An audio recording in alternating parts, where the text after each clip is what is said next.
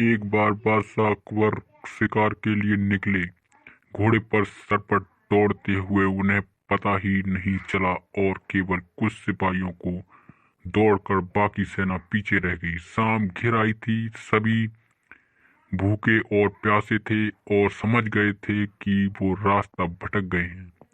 राजा को समझ नहीं आ रहा था कि वह किस तरफ जाए। बादशाह अकबर को शिकार का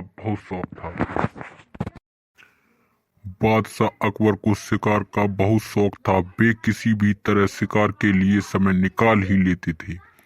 बाद में वे अपने समय के बहुत ही अच्छे घुड़सवार और शिकारी भी कहलाए।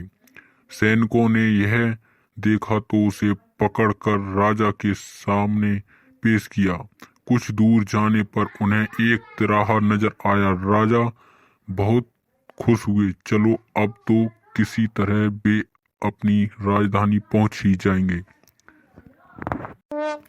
लेकिन जाए तो जाए किस तरफ? राजा उलझ में थे। वे सभी सोच में थे किंतु कोई युक्ति नहीं सूझ रही थी। तभी उन्होंने देखा कि एक लड़का उन्हें सड़क के किनारे खड़ा घूर रहा है। सभी सैनिक मौन खड़े थे। वे राजा के गुस्से से वाकिफ थे।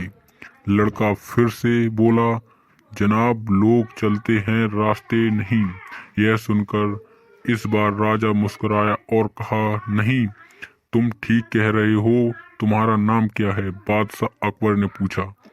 राजा ने कड़कती आवाज में पूछा, ये लड़के, आगरा के लिए कौन सी सड़क जाती है? लड़का मुस्कुराया और कहा, जनाब, ये सड़क चल नहीं सकती। तो ये आगरा कैसे जाएगी? महाराज, जाना तो आपको ही पड़ेगा। और यह कहकर वह खिलखिलाकर हंस पड़ा। मेरा नाम महेश दास है महाराज, लड़के ने उत्तर दिया। आप कौन हैं? बादशाह अकबर ने अपनी अंगूठी निकालकर महेश दास को देते हुए कहा, तुम महाराजा अकबर हिंदुस्तान के सम्राट से बात कर रहे हो। मुझे निडर लोग पसंद हैं। तुम मेरे दरबार में आना और मुझे यह अंगूठी दिखाना। यह अंगूठी देखकर मैं तुम्हें पहचान लूंगा। अब तुम मुझे बताओ कि मैं किस रास्ते पर चलूं ताकि मैं आगरा पहुंच जाऊं।